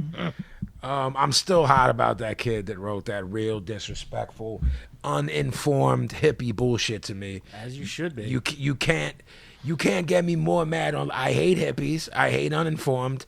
I hate anyone who pretends to know how the industry works or what I do works. There's words that I stopped saying that I wish I could let fly right now, but I'm done with that part of my life. But fuck you. I appreciate you not saying that word. When you say that word, it degrades us all. Fuck Hey. your life. Fuck fucking life. That has been another grueling installment of Dear Vin. I'm going to throw it over to my main man, Professor. That's right. You didn't know he was from Maine. For another episode of Pablo's Cheapo Tip of the Week. Tip of something. Jesus, man. Tip of something you could rub. What madness does he have for us this week? This one is another good old back to school tip. Is it for the parents or the kids? I mean, who cares about the kids saving a buck? It's coming out of All my right, pocket all either way, right. right? So the kids go to school, they come back home with all their fucking books and all their bullshit, and then the teacher says, "You gotta fucking cover these books with the contact paper." They curse like that too? The contact paper. Uh-oh. That's fucking. Am I going to get a brown bag? I was Like gonna say, this remember when we did the fucking- brown bag? Yeah, Joe? of This course. is fucking high dollar stuff. This contact paper. Get, as Vinnie Paz say, get the fuck out of here with that. We're fucking brown bagging this shit. Is what we're doing. I don't know when. when I started talking like fucking pesky. Get the fuck out Outta of here with that. Get the fuck out. Suddenly I'm fucking Dice in 87. Stuttering prick ya. I'm like a mix of Dice in 87 and fucking pesky. I'm a beast from the east. I'm a wild, crazy beast. I'm the Vin man. You get the fucking Trader Joe's bags. You cut them up to the right specs. And there's YouTube videos out there to tell you how to do it. You know, I'm no Why? fucking- Just curious. I'm not mocking the tip yet. I will, but hey, yo, why Trader Joe's? They're the only people now that do like brown bags. Oh, okay, no, Everybody because else does paper. No, because the Or brown plastic. the brown bags from Trader Joe's is official. So you just Yeah. threw that out there because they're the only people giving brown bags out Okay, anymore. Now that I think about it, you're Yeah, absolutely conspiracies right. out there. Everyone's going plastic. Yeah, yeah. Trader Joe's, they're hip. Yeah, They save know. the trees gimmick. Yeah. yeah. I think you can get brown bags at ShopRite. I think that's the You only gotta other place ask I for them, know. though. I ain't asking. All right. It's whatever the bag boy does. You know. All what of I'm a saying? sudden, he's shy about asking. Yeah. So you fucking get the brown bags, you cover them up. You ain't got to pay for no contact paper. Who are you, the fucking Wanamamakers? How much does contact Who are paper you, cost? the Wanamamakers? I mean, it's got to be like $10 or Yeah, something. notice it's got to be. That means he never even attempted. Like, yo, he knew from the rip. This is money. that No I'm not, purchase. Why even go out there? Why even put yourself out there? So that's my quick tip: is brown bag. You throw a fucking word on it: math, algebra, English, whatever the fuck's on there. Algebra. You throw a fucking word on it. That used to be Pablo's rhyme name. MC Math Algebra. And it's a fucking book cover. That's all. That's it. Oh, It's a fucking You're already book spending cover. money on all these fucking trapper keepers and fucking notebooks and shit. yeah. Save you- some money. You got to cut costs somewhere. Yeah, man. somewhere. All right. Pablo's Cheapo Tip I of somehow the Week. still find myself shocked. And appalled. We're gonna keep it with the professor. All right. He controls something we call the mailbag. Yeah. Bagging it up. Yo, man. So this is I'm for telling the you, the whole, later these gimmicks go, the more my fucking brain is scrambled and the harder I laugh at everything. This is And then whoever's listening probably doesn't think any of this shit's funny. okay. This is for the whole crew. This is from another local, Brandon Hall. He writes. He's not local. He's local as in he's one of the original gimmick gangs. That's Not not what local means. Yo, man, that's not what that means, He's man. local to the mailbag. That's not The even mailbag applicable. the mailbag isn't a location. It is. That's not It's a applicable, fucking- man. It's in the cloud. All right. So he lives in the He cloud. lives in the You cloud. don't That's- even know what the cloud is. All right. Fuck's Did sake. any of the crew ever wear battle jackets? If so, what kind of patches did you put on your jacket vest? Was just solely music patches or patches from other areas or subcultures? Did you prefer the look of leather or denim? So I'm assuming he's saying, did y'all rock like jackets With gimmicks on them. with gimmicks on them, like back in the day? I or- thought Sicko did. No? The patch? I mean, I don't. What did he call it? Fight? He said battle jackets. I mean, that's I don't like, know what the fuck. like that gimmicks means. where you have like Slayer on the back. I mean, I had like the greatest hammer. That's what he's fucking talking about. Denim So jacket. yeah, so explain. You know, your basic denim jacket what you do is you go to the fucking balcony at 69th Street, and you get for the back panel, you get the back patch. Yeah. Mine, of course, was Slayer. Had a Metallica here, because this was like 84. On your left breast. Yeah. I had a dope. It was a circular patch. These were all patches that I got my mom to sew on for me. It was Celtic Frost, and it was the cover of the Usurper Yes. single. Yes. With the fucking the gimmick in it. Tom G. Warrior. I had Exodus, just the fucking The logo. name Right on the sleeve. arm. On the arm. Destruction. Nice. And then the bottom. Gavin popped a little bit. I had the Possessed, the Not a Seven good pop. Churches font. Brilliant. Fucking, and we used to steal them from the bazaar. What was Yeah. the John in the bazaar that had them? Rock tees. Thank you. So yeah, I mean, if that's what he's talking about, I had That's that. it has to be from this. right. The word battle jacket means nothing to me, Yeah, but I from don't the know. further description, that's what I'm getting. And then a couple of years later, when I got like my punker biker leather, I got that all painted up With with the fringes.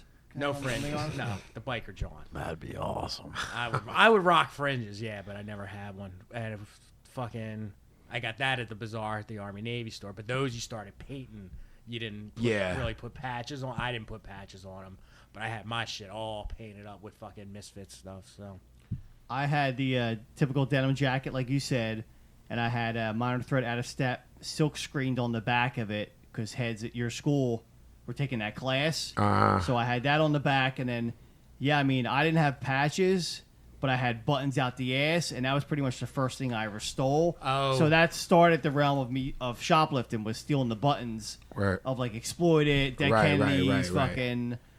Those two I remember. That's the thing I forgot too. I was real big on the buttons. I had tons of them, and when you would go to City Gardens, and you guys might remember this, wherever they'd have that booth where the merch was. There was Yeah. this guy that always came down from New York, and he was called Jolie the Pin Guy.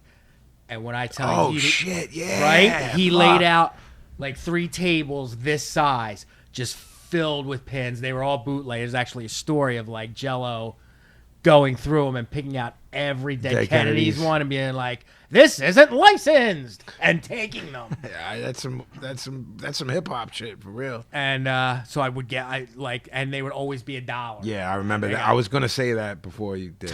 Excuse me. Jesus, tons. man, settle down. I did a little Peter Brady going on there. Cock When his is- mouth. Luckily, it was yours, so it didn't choke me or anything. Get them hairs out of your teeth. That's all. Oh, wow. That's all I have to say. OG jackets back then, patches before you got hip or after, because it just wasn't your deal. Yeah, I feel like I had some of that in like 6th grade, but I don't remember the details like Sicko did. I had a bomber jacket with mad pins, and both sides had ARA patches, anti-racist action patches. I remember having the minor threat out of step pin. Pablo said the Exploited. It was the logo from Let's Start a War, the cover. On both arms, 2 ARA patches and mad buttons. I never put anything on my flight jacket. That was the that was one thing I I never somehow put got the American flag on mine. I don't know who I got to fucking sew that on, because my mom didn't sew. And then like a POW sticker. That was like I remember that. You had a blue one. Yeah, I love the and blue you had flight the gimmick jackets. on the Yeah. back. the 8-ball. Yeah. Yeah. I remember that. There's a picture of City you, Gardens. I mean, from Unisound. Unisound, yeah, she was banging. and I remember it was before you got on Facebook the first time I saw it, and I'm like, who the fuck? Because it's sort of like you couldn't even see the back of your head to know that it was. I'm like, who wore that jacket? I couldn't remember. Ta-da. Yeah, you're famous, dude. But I would like to know what exactly he meant as a battle jacket. I would like to know that's what that probably means. what he meant in what area. Yeah, if it's not what he meant, we just fucking wasted a whole segment. Pretty much. If not, I want to buy a battle jacket. Exactly. This one's for probably Vin, me, and Sicko from our boy Jeff Gager. Can you explain why Last Exit to Brooklyn is a good book? I started it around a month ago, and I gave up after a little over 70 pages. That's a shame. I wasn't particularly annoyed by the deliberately misspelled words or lack of punctuation, except for when the lack of quotation marks made it hard to tell when a character's line of dialogue began and Sicko's ended. dying a slow death. Jeff. Vinny Jeff, from you're the killing book me. seems like a prick, and Georgette is kind of weird, but I learned next to nothing about any of the other characters. And when they decided to read Edgar Allan Poe in the midst of getting drunk and high, I was especially confused. Wow. My answer would be if someone says to me, why do you think Jesus, how can I saw the movie I mean- first and then read the book. I could see how you would maybe be bored by the book because of the era of like World War II era. Was it during World War II that the book was placed in? Post-war. Post-World War II? 50s. Some people can't get wrap their heads around that like era and whatever because it's a time period piece or whatever. I'm first off, I'm a huge Hubert Selby fan, and I've read and studied that book front to back.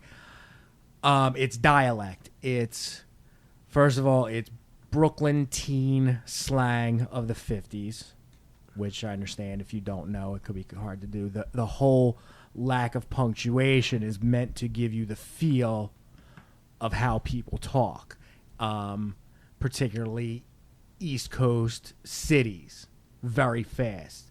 One of my favorite things, favorite phrases out of that book is, we go to the Greeks for coffee and it's one word, COFFEEAND, meaning you go for coffee and pie, but it's just like, because you talk so quickly, he was making the sentences try to read as they sound. Like, yeah, we'll go over to the Greeks for a coffee and.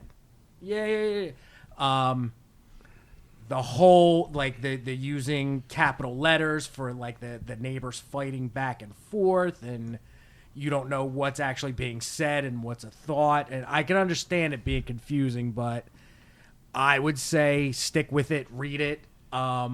It was sort of like Clockwork Orange for me in the way that if you didn't have the version of Clockwork Orange that had the glossary in the back, by the time you got halfway through it, you could pretty much, from context, you can surmise, realize what the slang meant and what certain words meant.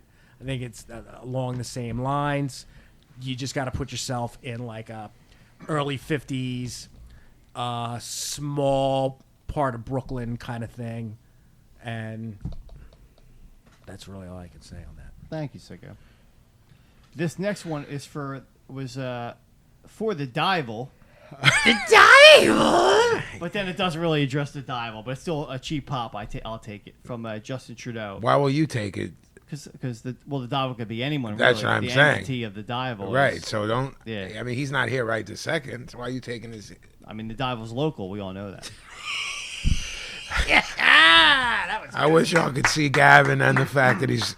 Oh, you can see him. We got the camera right on him. Yeah, but the fact that he's waking up in. What, like an hour? Yeah, like 100 minutes. Nice. My guess is that he's gonna thug it out, and then knock out when he gets home from his Half day, though. Yo, man, hands down, Robin Thicke legit is the new champ of Who's Worse. I thought it was a work at first and couldn't believe my fucking ears when Vinny started putting him over. No, he's not. This email's stupid. Go. What the fuck is going on here? This guy is the biggest jerk job jabron out there, period. No, he's not. Who, by the way, was recently ordered to pay almost $8 million to Marvin Gaye's estate for ripping off one of the tracks. Oh, of his stop misogynistic riff. Go of to Date the Rape next Route. one. I'm not in the mood. Go All to right, the next one. Fine. Who's that from? Justin Trudeau. Is he a regular? Yeah. He's done a couple. I won't cheat on you, Justin. All right. He's not even fucking in the realm of discussion for who's Yeah, worse. like, get out I of mean, here. And then he goes to I put don't over care Sicko, about- but we're not going to do that part? Fine. No. All right, last question is for Vin from a young gentleman named Cody McCarthy. Yes! Fuck, man. Vin, whatever happened to your group you were putting together with Macklemore called Bukkake Bandits? Look, the only reason I'm popping is because I'm fucking delirious. I don't think that's funny nor fun. I think that's a fucking cheap. So this isn't a legit band you were putting together. Look, It's a farcical band. look, it's a farce. Lest anyone Lest think. anyone think this is a farcical email. He said something in code. He said something in code indicative Of of a certain podcast. West Coast wise guy. I'm a certain West Coast Fucking werewolf. troublemaker. Yeah, troublemaker Mac. Yeah. And that, my friend, is the mailbag for this week. All right, so last but not least, we're gonna do this week's recommendations. Recommendation. Is everybody prepared or no? I am good to go. Sicko, you want to set it off? Why not? I'm kind of excited about mine because it was a happy accident that I discovered it because I had no idea it existed. You were a happy accident. I'm not happy, pal. I was just an accident. Flipping around through Netflix trying to find something to watch, hitting up my favorite section, the documentary section. I found this little film from 2013 that was actually made through Kickstarter. It's called Good Old Frida. And it's about this woman named Frida Kelly who just happened to be in the right place at the right time and was asked by Brian Epstein if she wanted to run the Beatles fan club. And she did from 1961 till 1972. So she was there from The beginning to the after whole the end. get-go. It is such a fun little documentary. It's the best word I could use to describe it is it's very charming. Word. The woman, she's my mom's age. She's never in her life given an interview, written a book. She could have made millions Sure. writing tell-all books. Sure. She's so British that she tells you, I would never. Yeah. We were She wouldn't family. think of it. Yeah. There are pictures. She was telling stories about how all the four families adopted her. She would have dinner with George's parents on Wednesdays. She was very close with Ringo's mom. Wow. She does it. They like go up into her attic, and you would expect she'd have treasure troves of Beatles stuff. Like literally millions of dollars of worth of Beatles stuff she gave away Wow. because she's like, it's not my job to profit off Yeah, of what yeah. these guys did. That's heavy. And it's just a fun little, she had a little bit of hardship in her life. She still works. She's still a secretary. She's working class. She got married and had a couple kids. When the Beatles all moved to London towards the end, she couldn't move with them. Somehow, she doesn't even really go into it because she's so private. Lost the husband, lost her firstborn son, so it's just her and her daughter. The daughter's like our age.